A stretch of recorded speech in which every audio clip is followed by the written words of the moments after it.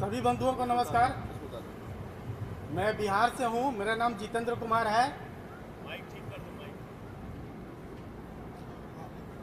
और मेरी बेटी के साथ ये लगातार ये स्कैम की घटना 3 साल से हो रही है।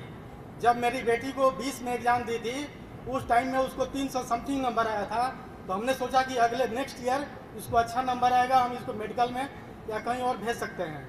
उस टाइम में हम उसको डेंटल में कहीं भेज सकते थे, लेकिन हमने सोचा कि ठीक है आगे देखते हैं। 21 में मात्र उसको 11 नंबर आया। जो OMR आया उसमें मदर के नाम में डिफरेंस था। जो बच्चा अपना मदर का नाम लिखता है OMR में, वहाँ ओवरराइटिंग था, दूसरे का लिखा गया था। घर, रोल नंबर ये होता है, वहाँ भी टेम्परिंग था।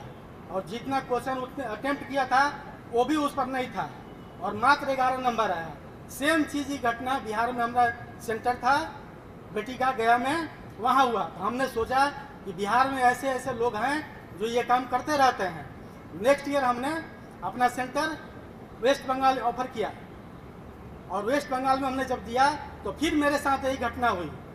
OMR सीट में मेरे बेटी के उस टाइम में भी नाम में मदर और फादर के नाम में, और प्लस जो जितना भी टेम्परिंग था, जितना अटेम्प्ट किया था, सारा मिटाकर मात्र 11 नंबर उस टाइम में भी आया। क्या ऐसा हो सकता है कि एक लड़का जो DAV से प्रोडक्ट हो और CBSE का प्रोडक्ट हो और यही दिल्ली में रहकर कोचिंग कर रहा हो, उसके बावजूद उसको उसके पहले वाला साल में 300 समथिंग आया और नेक्स्ट ईयर में 11 नंबर आए, फिर 11 नंबर आए? ऐसा कदापि संभव नहीं है। और सारा टेम्परिंग का प्रूफ जो OMR में मेरा आया था वो मेरे पास अवेलेबल है। उसके बाद नेक्स्ट ईयर मेरी बेटी डिप्रेशन में चली गई, और जो स्कोर कार्ड आया था फाड़ दी उसने, और हम लोग किसी तरह उसके जीवन को बचाए। इसके बाद नेक्स्ट ईयर हम लोग उन्हें कहा कि ठीक है, इस बार फिर दो, हो सकता है कि कहीं कुछ बात हो, आगे सुधार हो जाए। हमने 23 में भी दिया, 23 में भी वही हाल हुआ, सेम 11 नंबर आया। और स्कोर कार्ड मेरे पास OMR इस बार जो 23 का OMR एकदम ठीक ठाक स्कोर, और जो जितना क्वेश्चन की थी उसमें मिटाया गया था, और जो क्वेश्चन उसने नहीं की थी उसको उसमें दिखाया गया था। इसका मतलब कि हमारे OMR का एक्सेस NTA के पास है या गुंडों के पास है, पता नहीं किसके पास है। ये ऐसा कैसे हो सकता है? कोई संस्था किसी के साथ भेदभाव कैसे कर सकती है? कोई संस्था इस हिंदुस्तान के नागरिक के साथ कैसे भेदभाव कर सकती है?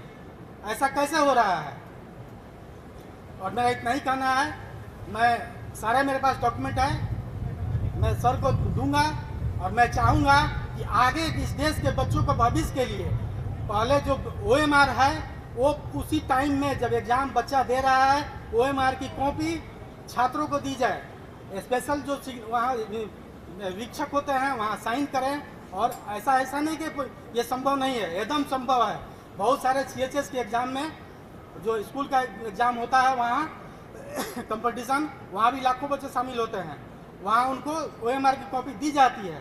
यहाँ उनको OMR की कॉपी दी जाए। सर से मेरा रिक्वेस्ट है कि सांसद में इस बात को उठाएं और इस मांग करें कि सारे बच्चों को OMR की कॉपी दी जाए। और जो भी ये गेट और JEE का एग्ज़ाम होता है, हो सकता है कि वहाँ भी इसी तरह गड़बड़ियाँ हो रही हो, क्योंकि अगर कंप्यूटर से कोई बच्चा एग्ज़ाम दे रहा है तो उसको तो सारा क्वेश्चन याद भी नहीं होगा। तो उसमें क्या 10 क्वेश्चन 20 क्वेश्चन याद रह सकता है, उसको सारा क्वेश्चन तो याद नहीं रह सकता है। उसके साथ क्या छेड़खानी हो रही है? धन्यवाद।